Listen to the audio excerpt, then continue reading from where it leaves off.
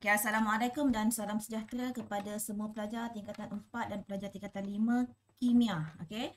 So hari ni kita buat kelas sekejap, okay, untuk ulang kaji bab 8 untuk tingkatan 4, okay, bab 8 untuk tingkatan 4 dan bab yang baru kita belajar tadi bab 3, okay, bab 3 untuk tingkatan 5. Okay. So dulu dalam KBSM dia di dalam bab 9, okay, yang mana dia combine, dia sekalikan untuk bab namanya adalah bab nama sama dalam untuk tingkatan 4 manufacture, iaitu apa namanya, bahan binaan, bahan dalam perindustrian, bahan pengguna, manufacture substance in industry. Okay, so yang ini semua bab ini kita belajar kalau KBSM dikombainkan semua lah.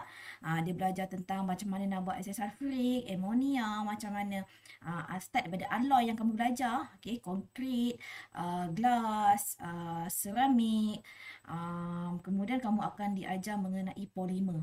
So tahun ini untuk KSSM polimer dikeluarkan, diajar semasa tingkatan 5.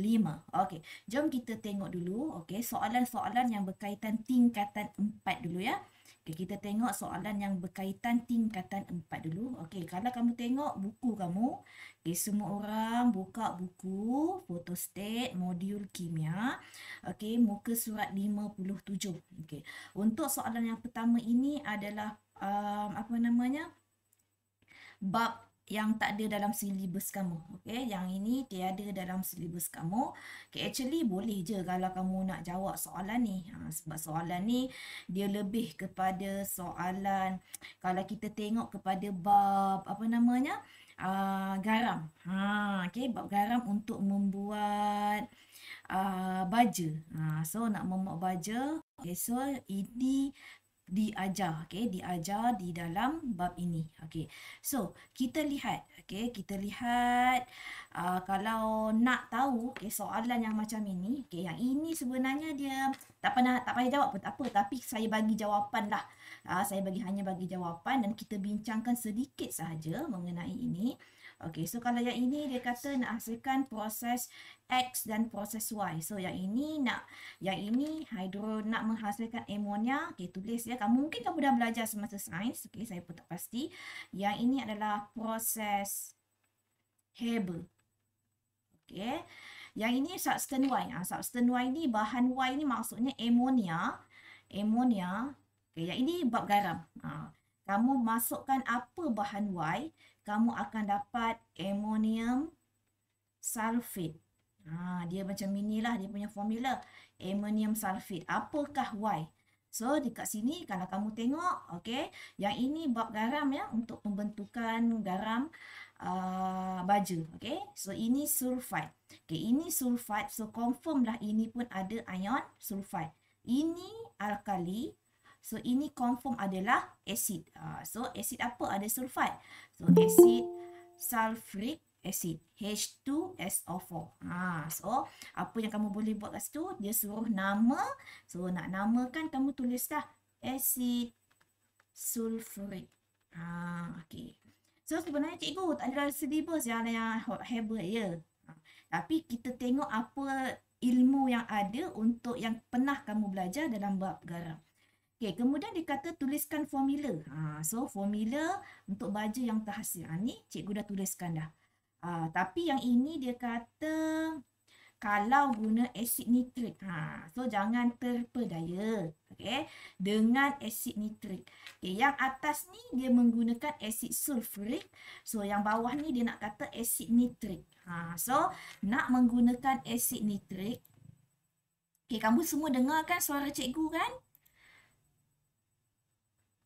Dengar ya. Dengar, okey, alhamdulillah. Okey, so kita cuba untuk soalan yang ini. Okey, dia kata bahan Y dalam rajah 6.1 digantikan dengan asid nitrik. Maksudnya asid sulfurik ditukarkan kepada asid nitrik. So maksudnya amonia. Tuliskan formula. Amonia, kamu tulislah kat tempat lain dulu dia punya persamaan. Okey, tambah dengan asid nitrik. Asid nitrik H NO3. Apa-apa pun untuk baja yang terhasil, mesti dia adalah ion amonium yang untuk cation. Ingat ya? So, amonium adalah NH4NO3. Ammonium nitrate. Cikgu, macam mana kita nak tahu? So, amonium charge dia 1, nitrate dia punya charge adalah 1. So, bila kamu buatkan dia punya formula, so dia akan jadi NH4NO3. So, tulis kat sini lah. NH4NO3. Okey. So, kita tengok kepada soalan yang ini. Yang ini pernah tak kita jawab hari itu? Ini pelajar tingkatan 4. Cikgu kata hari itu nak kirakan persen yang mana baja yang lagi bagus. Ke tingkatan 5. So, not sure lah yang mana tingkatan 4 ke tingkatan 5. Dia belajar baru-baru ni kita belajar mengenai manakah baja yang terbaik, dia kata.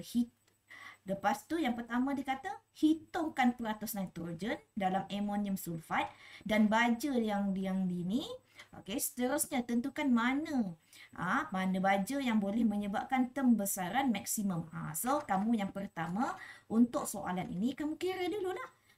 Untuk persen nitrogen dalam amonium sulfate. So kamu tahu formula amonium sulfate tadi NH4 2SO4. So, kalau nak kirakan peratus nitrogen dalam amonium sulfate, okey, nak kirakan peratus nitrogen dalam amonium sulfate, okey, pastikan kamu tengok berapa nitrogen dekat sini. So, kalau kamu tengok N ni ada 2. So, maksudnya N nanti kamu kalikan dengan 2. Okey. So, pertama kirakan peratus NH4. Yang ini pun kena hati-hati sebabnya kadang-kadang pelajar dia tersilap. Sulfat ni charge dia 2. Amonium ni charge dia 1. Dia tertinggal yang 2 ni. So bahayalah. So peratus nitrogen dalam amonium sulfate. So nitrogen dekat sini 14. So 14 kali dengan 2 bahagikan dengan 14 tambah 1 kali 4. Cikgu apa tu? Yang ini. Cikgu cari dia punya GC molar. Yang ini ya. GC molar ya. Okey, lepas tu kalikan dengan 2. Yang ini 2. Okey, sulfat 32 tambah 32 tambah 16 kali 4. Okey, tekan kalkulator. Kalikan dengan 100. Mana kalkulator cikgu? Semua orang tekan kalkulator. So, yang ini kena kira. Okey, pastikan kamu tahu macam mana nak kira ya. Okey, 14 tambah 4. 14 tambah 4, 18. 18 kali 2 tambah 32 tambah 16 kali 4. 132. 132 14 kali 2 bahagi answer. So, kalikan dengan 100. So, kamu akan dapat kalkulator ya. So, dapat 21.21%. Semua orang kira. Betul tak cikgu kira? Okey. Kemudian kirakan untuk amonium nitrate yang ini. Nak kirakan persen dia macam tadi juga, tapi yang ini nitrogen dia ada 1 je. Okey, 1 je per persen amonium nitrate.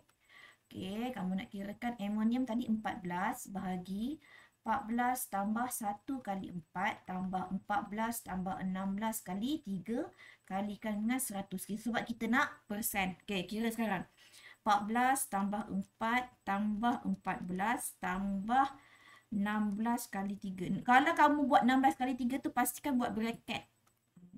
Okay. 80, 14 bahagi answer kali 100. So, kamu dapat sini berapa? 17.5%. Sama tak? Okay. So, antara sini dengan ini. Mana persen yang paling tinggi? So, kamu tengok amonium sulfate adalah yang persen yang paling tinggi. So, ini bermaksud amonium sulfate adalah baja yang terbaik. Okay, dah siap.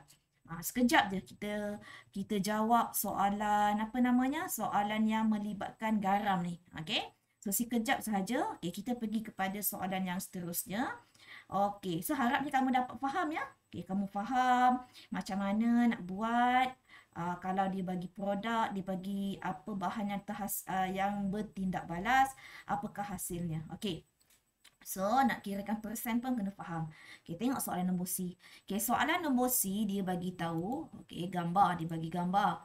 Okay, dia bagi gambar, dia kata namakan, okay, yang ini adalah struktur konkrit. So, kita tahu konkrit yang ini kita belajar semasa tingkatan 4.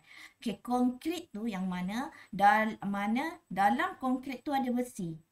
Yang kalau contoh macam ini dia pakai keluli. Okay, dia pakai keluli. Okay, yang ini konkrit besi, dia nak bagi dia kuat.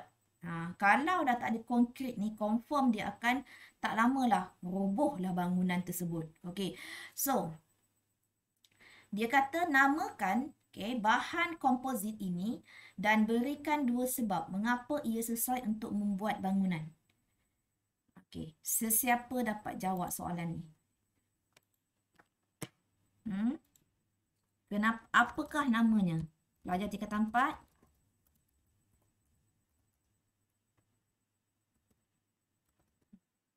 So, ini apa? Ini adalah konkrit yang ada tulang kan? Bertulang. Apa namanya? Reinforced concrete. Dalam bahasa Melayu dia, kita namakan dia adalah konkrit. Konkrit apa dalam bahasa Melayu ya? Bertulang. Dalam bahasa Melayu, English, reinforced concrete. Yang ini saya pun search kat Google, bertulang. Okay. So, dia kata, kenapa dia kata? Kenapa baik? Sebabnya, kenapa dia lagi kuat? Sebab dia boleh tahan dengan tekanan yang tinggi.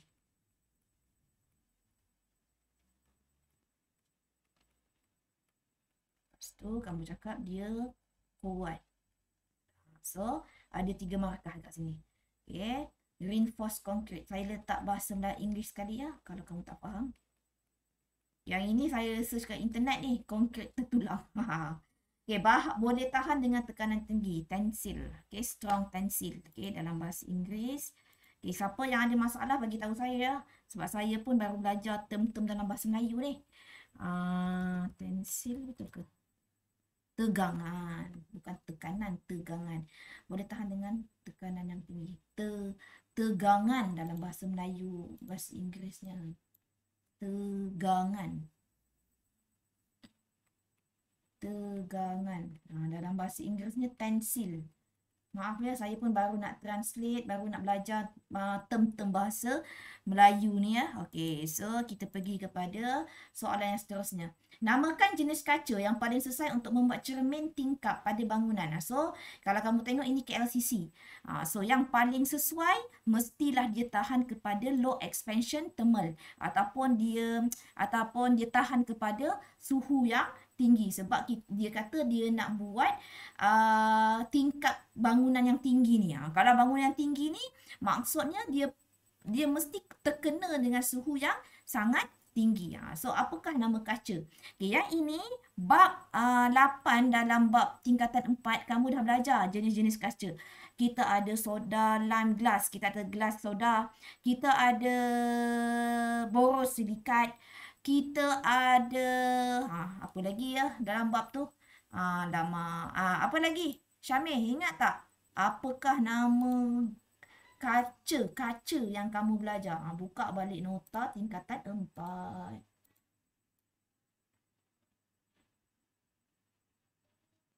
Ni. Kaca soda kapur. Kaca silika telaku. So, kaca silika telaku ni dia mesti dia tahan kepada takat lebur yang tinggi, selalu nak buat kanta teleskop. Kaca soda kapur. So, yang ini nak buat apa namanya, botol-botol lah. So, yang ini pula kaca borosilikat. Kaca borosilikat ini digunakan untuk membuat alat-alat dalam makmal. Bika ke, kelalang ke, siapa yang lupa lah ya. Kaca plumbum ni pula, dia selalu nak buat prisma. So, ada berapa kaca? Kaca plumbum, kaca borosilikat, kaca soda kapur, kaca silika telaku. So, ada 4. So, ada 4 jenis kaca. Siapa yang lupa, buka balik nota tingkatan 4. Okay, nota tingkatan 4 yang dah kamu belajar. So, yang ini, untuk soalan yang ini adalah, okay, kita pergi kepada soalan kamu tadi. So, tadi nak buat kaca, yang itu ialah kaca borosilikat. Sebab apa? Kaca borosilikat sebab tahan suhu yang tinggi. Okey, dah siap. Okey, nombor 2 dah siap. Okey, pergi kepada soalan ini. Okey, soalan ini dia mengenai, yang pertama mengenai ada alloy dan juga dia juga ada polimer. So, kalau ini pelajar tingkatan 4 tak boleh nak jawab dululah. So, kita pergi kepada yang ini, nanti kita tinggalkan kejap. Kita pergi kepada soalan nombor Kelantan 2017. Sebab kita jawab yang tingkatan 4 dulu. Pelajar tingkatan 4 dulu. Nanti kalau tak, nanti dia orang boleh keluar dengan, dia orang boleh keluar dululah. So, Rajah 2.1 menunjukkan, okay, ke surat 60 ya.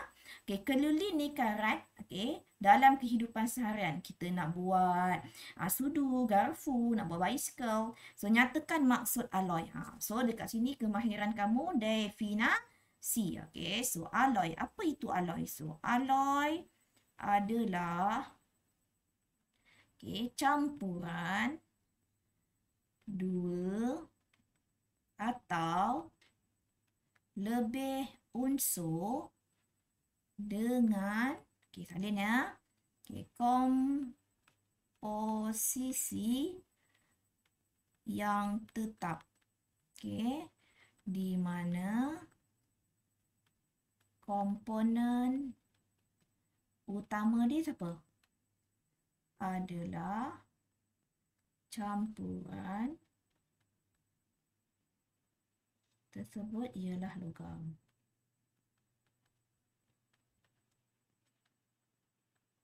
Okey.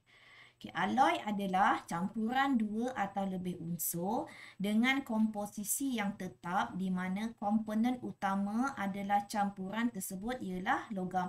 So, maksudnya the main komponen dia adalah logam. Okay. So, dekat sini dia bagi keluli ni karat. Keluli ni karat ni stainless steel lah dalam bahasa English dia. So, dia kata apakah keluli ni karat ni dia terdiri daripada X, logam X, dia ada kromium, dia ada nikel. Okey, apakah logam X? So, ingat balik. Okey, buka balik nota alloy kepada pelajar tingkatan 5 yang lupa. Okey, tengok nota alloy. Okey, kita ada berapa jenis alloy? So buka balik tingkatan 5. Okey, yang ini berkenaan dengan tersasar pula. Okay, so ini alloy. Okay, so kamu dah belajar mengenai alloy. Kita tengok jenis-jenis alloy. Okay, so ini adalah jenis-jenis alloy yang mana, yang ini. So, kita kata, okay, setiap alloy ni, cikgu nak kena ingat ke? Memang kena ingat, sayang. Okay, kena ingat. Okay, kamu kena ingat yang pertama adalah jenis alloy itu. Okay, berapa komposisi utama lah.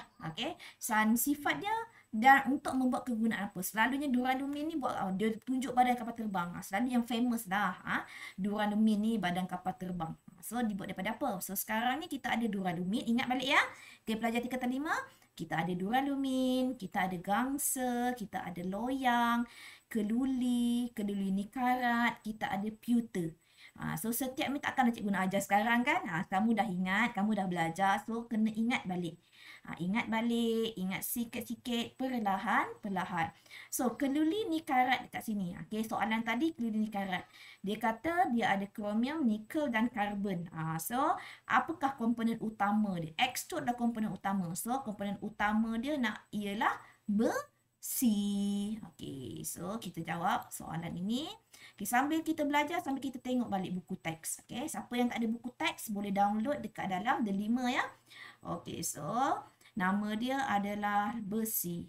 Okay, ataupun ferrum pun boleh. Okay, kemudian berdasarkan penyataan. Kat bawah ni dah bagi dah nota. Kalau kamu tengok, corner ni dah bagi tahu dah. So, ini adalah jenis-jenis alloy. So, tapi ni bahasa Inggeris lah. Kamu boleh tengok buku teks kamu ya. Okay, kromium lebih elektropositif berbanding logam X. Okay, nikel bersifat rapuh. Okey, apa soalan dia ni? Okey, berdasarkan pernyataan di atas, terangkan bagaimana keadaan unsur kromium dalam kelulini karat dapat menghalang logam X daripada teroksida. Maksudnya apa? Maksudnya alloy itu lebih tahan berkarat. Tahan karat. Dia lagi resisten, dia lagi kuat untuk karat. So, lagi tahan dengan karat. So, dia kata kenapa? Dia kata.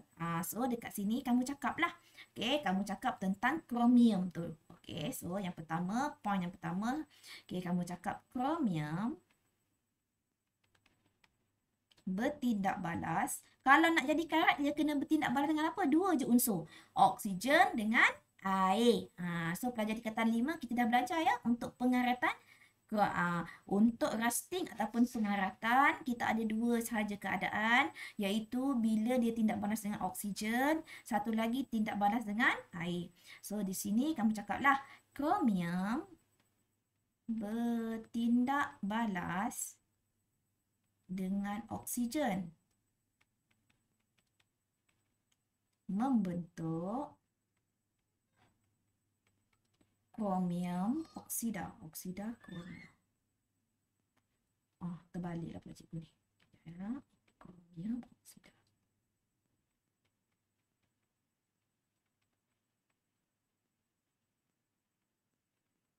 Okay. Kemudian kamu cakap kromium oksida menghalang besi daripada teroksida. Apakah unsur yang menyebabkan pengaratan? Kita dah belajar ya. Bab 1 tingkatan 5. Yang menyebabkan pengaratan tu apabila besi, ferrum tersebut bertindak balaskan dengan oksigen, dia akan menghasilkan ferrum oksida. Ferrum oksida. So, ferrum oksida dia teroksida lagi sekali, dia akan jadi ferrum 2 oksida. Kemudian dia bertindak balas lagi dengan air. So, dia akan menghasilkan karat. So, kalaulah kromium ni dia adalah lebih elektropositif. Apa maksud cikgu lebih elektropositif? Elektropositif tu kalau dalam susunan keelektronegatifan ataupun logam reaktiviti. Pelajar tingkatan 5 kalau masih lagi ingat, apa dia? Kalau nak cari makan Ali, Zainal, Vera suka pergi curi anggur Australia. Kromium dia adalah di atas ferrum. Tapi tak ada cikgu. Tapi dia semesti dia adalah di atas something kat sini lah. Tapi dia tak ada dalam kamu punya siri metal reactivity. Tapi dia adalah di atas. Kalau lah dikata lebih elektropositif, dia dah bagi hint. Tak perlulah kamu nak ingat benda ni dah. So, maksudnya dia di atas iron. Dia di atas besi. Bila dia di atas besi, maksudnya dia akan menghalang pengaratan. Okey. So, pergi kepada soalan yang seterusnya. Yang ini pun mengenai polimer. So, sekejap lagi kita akan jawab. So, yang Pahang ini pun dia mengenai, dia lebih kepada yang tadi pun sama juga, nak kirakan persen. So, ini pun tak perlu kita nak jawab. Okey, so untuk polimer, sekejap lagi kita jawab. Okey, pelajar tingkatan 4. Okey, pergi tengok kepada soalan esei. Okey, soalan esei yang pertama. Okey, saya bagi masa tengok muka surat 32 yang bahagian belakang tu.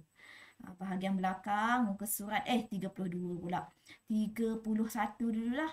Sebab yang ini untuk soalan esei dia combinekan bab 9 dalam KBSM dengan bab 5 dalam tingkatan 5. Yang ini kimia untuk pengguna ni pelajar tingkatan 5 naik cuti nanti kita belajar yang ini. Macam mana nak buat sabun, macam mana jenis-jenis ubat. Ini semua bab yang banyak membaca. Okey.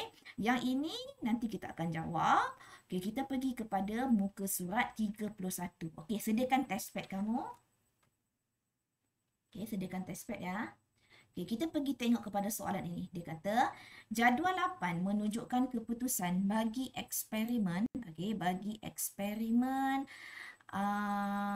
eksperimen membandingkan kekerasan. Kekerasan siapa? kekerasan antara kuprum tulen dengan alloy. So kita tahu bahawa alloy lebih kuat berbanding logam tulen. So nanti kamu akan dapat diameter lekuk antara kuprum dengan alloy ni. So nanti kuprum ni lebih besar dia punya lekukan dia berbanding dengan alloy. Okey, so soalan yang pertama, dia kata hitungkan diameter purata dan terangkan perbezaan. Okey, so kalau kamu nak kirakan purata, so tuliskan sini purata lekuk. Kuprum dulu ya. Okey, kuprum. So kamu nambahkan je 3 tambah 3.2 bahagi 2. So kamu akan dapat 3.10 cm. So dah siap. Lepas tu kamu cakap pula purata lekuk alloy. Okey, pelan-pelan ya. Kita buat slow-slow je hari ni. Okey, 1.9 tambah 2 bahagi 2. So kamu akan dapat, tekan kalkulator, 1.95 cm. Okey, dah siap. 2 purata lekuk. Okey. Nampak sini? 8 markah. Ini baru kamu dapat 2 markah. Okey, yang ini kamu baru dapat 2 markah. Okey, P1, P2. Okey, so kemudian dia kata suruh terangkan perbezaan. Maksudnya dia nak 6 poin yang seterusnya. Okey, 6 poin yang seterusnya. So, poin yang seterusnya adalah yang pertama. Okay, yang pertama kamu cakap siapa susunan dia. Susunan dia. Okey, yang pertama, okey, poin nombor 2, okay, poin nombor 3 maksudnya, poin nombor 3, P3. Saiz atom kuprum Cu adalah sama. Okay, kemudian kamu cakap, okay, poin nombor 4, kamu cakap layer apa? Lapisan kan? Lapisan atom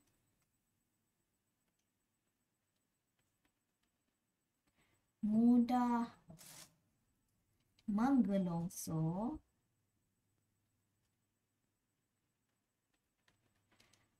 antara satu sama lain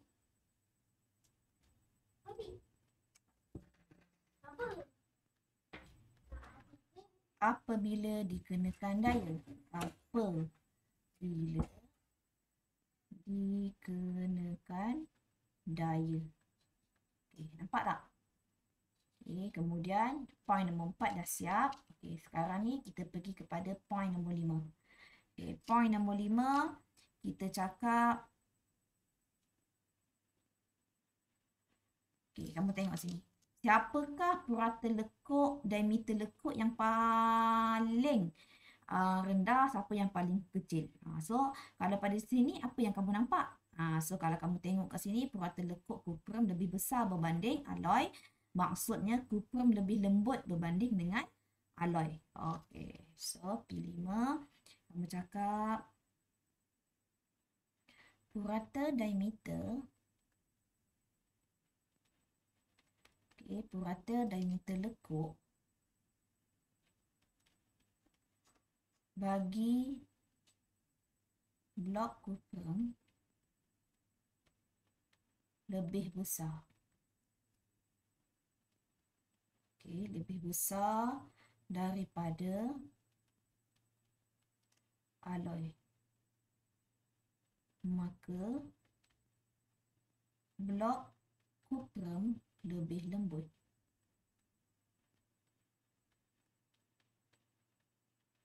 Okey. P5. Okey, kita ada berapa poin lagi? Ada 3 lagi poin. So, kemudian kamu cakap. Okey. Yang ini kamu cakap tentang logam tulen. Okey, kemudian kamu cakap pula untuk alloy. So, untuk alloy P6 ya. P6 pula kamu cakap saiz atom di dalam alloy adalah tidak sama. Okey. Kemudian ini adalah P6, so P7. Okay. So dekat sini dia pakai alloy dekat sini apa jenisnya? Dia tak ada bagi pun. So saya cakap lah. Atom asing mengganggu susunan di dalam atom kuprum. Okay. So, maka atom-atom tidak mudah untuk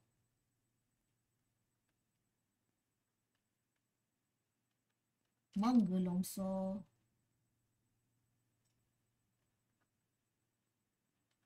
di antara satu sama lain.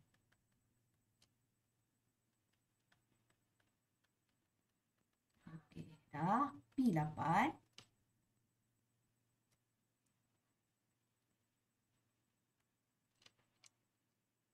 Okey, diameter lekuk di dalam alloy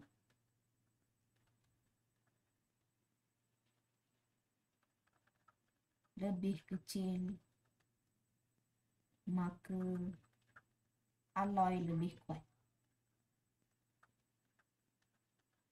Dah siap. Okey, so P8. So, yang pertama kamu kirakan dulu diameter untuk lekukan kuprum dengan alloy. Okay, kemudian kamu cerita mengenai kamu cerita tentang keadaan ataupun arrangement susunan. Okay, susunan di dalam logam tulen. Okay, iaitu kuprum lah. So, kamu cerita kuprum dulu. Okay, kemudian okay, kamu cakaplah siapa lebih kuat, adakah kuprum tu lebih kuat, dia lembut lah okay, bila daya dikenakan. Okay. Kemudian kamu cerita pula tentang alloy. Okay, so 8 markah dekat sini. Okay, boleh ya? Okay. Kemudian kita pergi kepada soalan C, D kamu tak belajar. Okay, yang kamu pergi kepada E. Okay, E pula dia kata nyatakan jenis kaca dan polimer membuat penutup kaca dan pipe. So yang ini pelajar tingkatan 5 dah belajar lah. So kalau pipe ni mestilah dia adalah PVC. Cuma kita nak tahu untuk apa namanya penutup kaca bagi periuk tu. So dia dibuat daripada apa? So sama juga ni dibuat daripada kaca borosilikat. Kaca borosilikat. So dekat sini kamu dah dapat point nombor 1. Okay, point nombor 1. So yang ini kamu dapat point nombor 3. Okay, cikgu saya nak bagi short point, tak boleh lah. Kamu bagi nama panjang lah. Polyvinyl chloride, PVC. Okay dah. Okay, kemudian mana cikgu point nombor 2 dengan nombor 4? So, point nombor 2, kamu cakaplah apa keistimewaan kaca borosilikat ni. Kamu cakaplah tahan kepada haba yang tinggi. Tahan rintangan haba yang tinggi.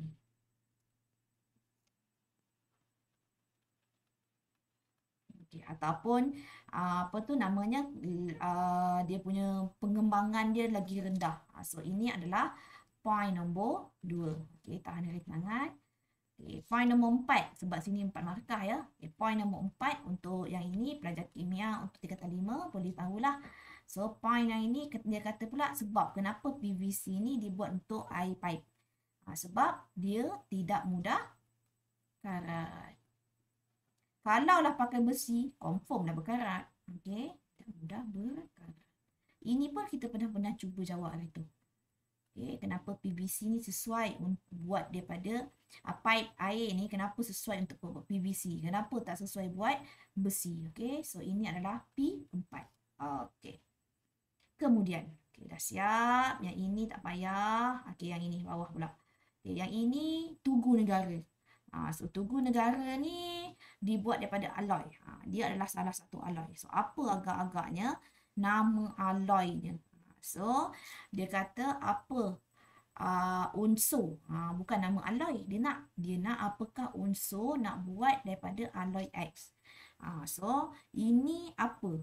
Ini Tugu Negara. Tugu Negara ni dibuat daripada apa? So tengok balik nota kamu bab alloy. So nak buat mana? Tugu. So Tugu kat sini dibuat daripada gangsa. So dia ada cuprum dengan stannum. So nampak Tugu, gangsa dibuat 90% cuprum dengan 10% stannum. Okay, stannum ni tin lah. Okay, tin. Biji besi, biji benih, biji benih. Apa namanya? Alah, yang itu yang kita orang korek yang dekat Tanjung Tualang tu apa namanya? Biji apa?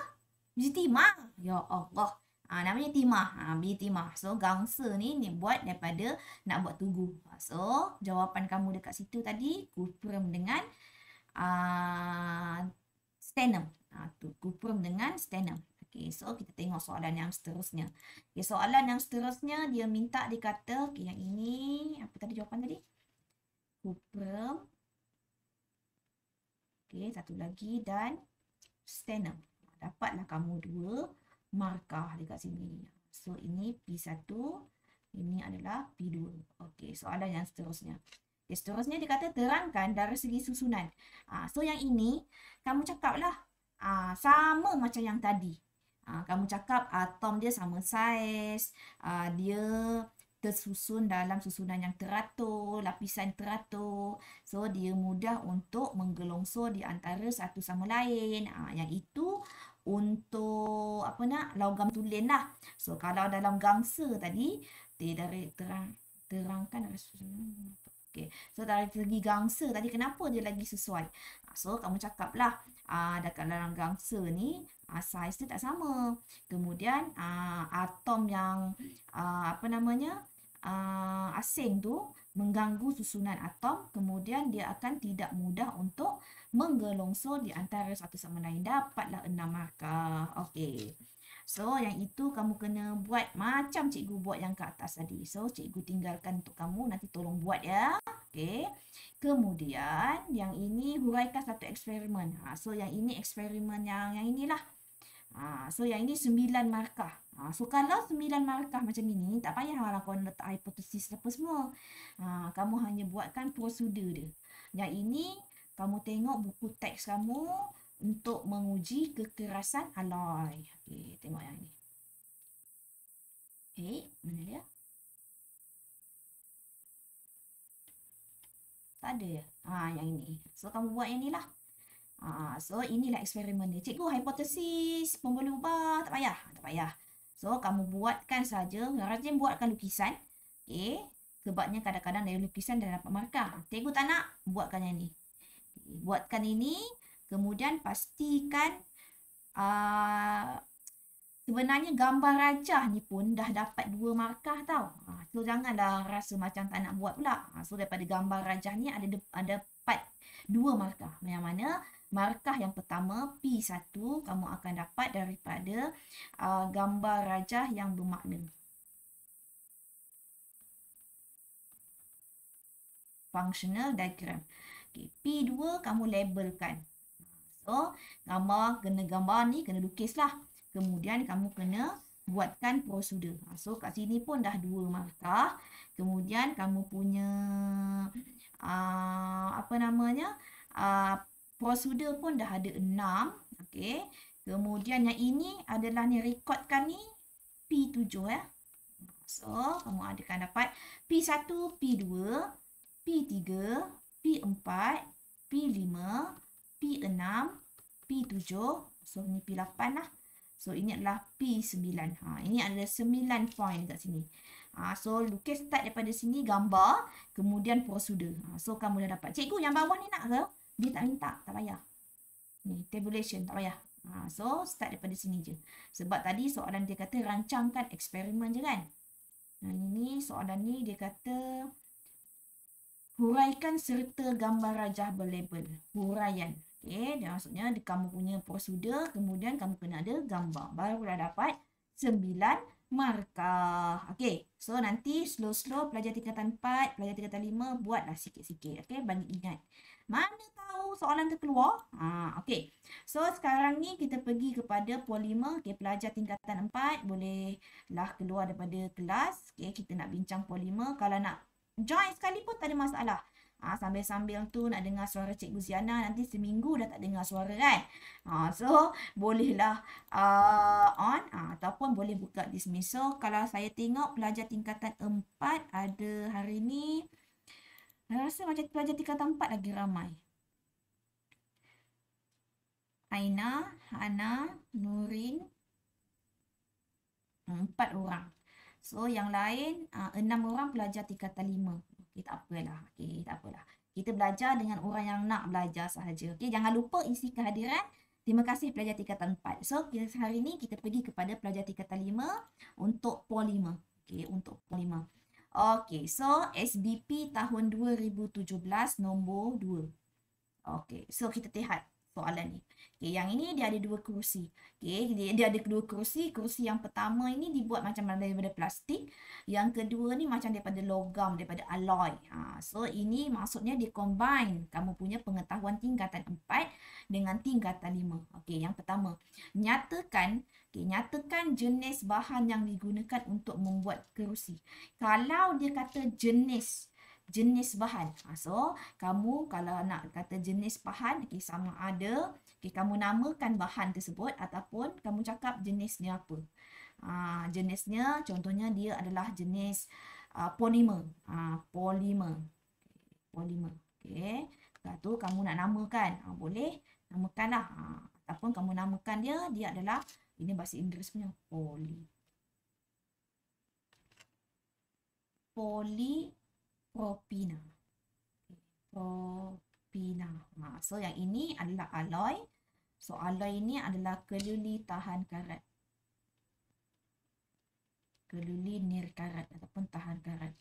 Nirkarat.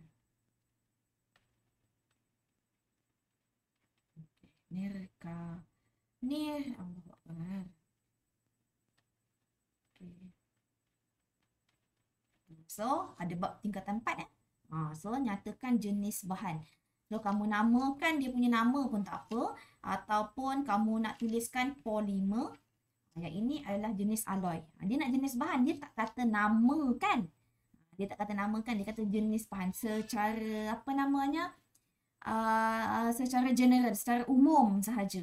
So kamu nak namakan boleh, kamu nak tu. Tapi kalau namakan ni masalah sikit lah. Kalau tersalah nama susah lah juga kan. Okay. So yang ini pula dia nak kamu lukiskan monomer. So kamu tengok hati-hati monomer. Yang ini dia dah bagi polimer. So kalau soalan macam ini, kamu cari mana repeating unit. Apa unit yang berulang. So kalau kamu tengok dia berulang dekat sini. So ini satu monomer, ini adalah satu monomer. So lukiskan, letakkan double bond je. So macam ni Okay, kamu dah dapat monomer dia. Apa tu nama, unit yang berulang dia. So unit yang berulang dia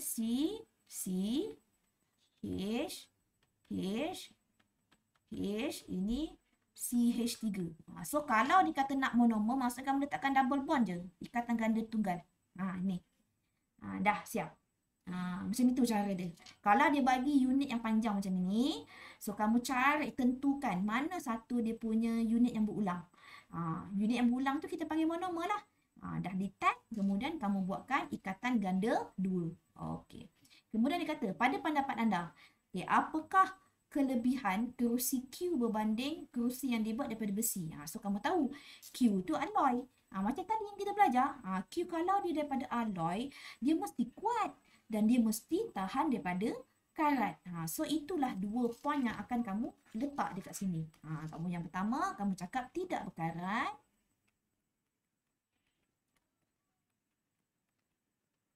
Okay, yang kedua, kamu cakap lebih kuat.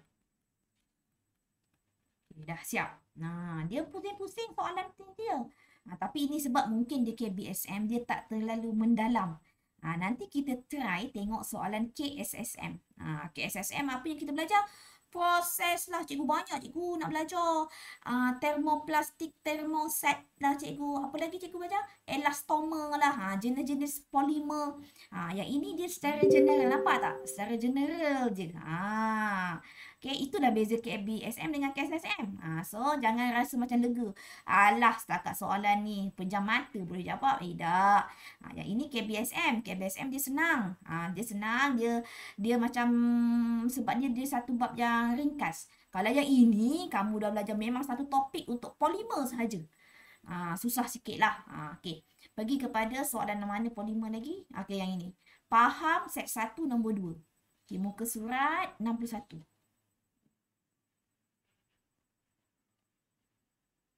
Okay. Dia ada dua plastik. Dua jenis plastik. So, dekat sini dia kata cawan plastik dengan beg plastik. Dua-dua ni adalah polimer sintetik, iaitu polietina. So, kita dah belajar polimer ada dua sumber dia. Yang pertama, polimer semula jadi. Yang kedua adalah polimer sintetik. Polimer semula jadi secara semula jadilah daripada alam natural kita. Polimer sintetik adalah buatan manusia, iaitu dia daripada tindak balas kimia. Okay, dia kata nyatakan nama monomer untuk polietina.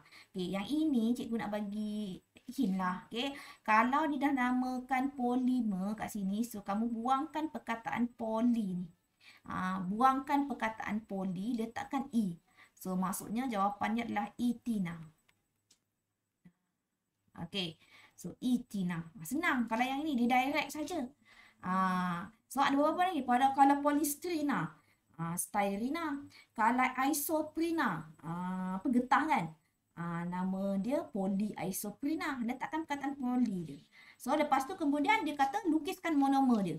So, etina ada berapa? It ada 2 karbon. 1, 2, ada double bond. So, ada H. Dah siap. H ni pula lagi satu, jangan buat macam ini. Mesti attach kepada dia punya bonding ni. Pastikan attach. Okay. Di tengah-tengah. Di tengah-tengah. Okay, macam ni. Janganlah buat kau tepi lah apalah. Hati-hatilah. Okay, nyatakan satu masalah pencemaran alam sekitar yang disebabkan oleh polimer sintetik. So, kamu tahu polimer sintetik ni adalah tidak non-biodegradable ataupun dia ada tidak terurai. So, sifatnya yang tidak terurai, terbiodegradasi ni akan menyebabkan apa? Menyebabkan pembentukan ataupun pembentukan racun bertoksik. Apabila bertoksik. Okay, yang ini apabila dibakar. Sebenarnya dalamnya ada 2 jawapan ni. Kalau kamu tengok, yang pertama, tidak terbiodegradasi pun markah juga. Menyebabkan pembentukan racun perosak pun, itu pun adalah salah satu pencemaran. So, ini pun akan dapat markah. So, kamu boleh buatlah tidak terbiodegradasi boleh. Menyebabkan pembentukan racun bertoksik ataupun beracun apabila dibakar. Okay, ataupun kamu cakaplah dia tidak akan terurai dengan mudah. So, dia akan menyebabkan sumbat longkang-longkang tersumbat. Okay. Ataupun kamu boleh cakaplah pembentukan pembiakan nyamuk. Aedes. Kalau benda-benda tu tak terurai, so dia akan menakung air-air lah. So, ambil lah yang mudah, yang boleh kamu ingat. Okay. So, itu sahaja. Okay. Itu sahaja. Yang ini tak perlu. Okay. Yang ini adalah polimer. Okay. Itu sahaja untuk hari ini. Okay. So, apa-apa masalah, tolong bagi tahu dengan saya. Terima kasih dah hadir kepada kelas tambahan hari ini. Setia dengan saya.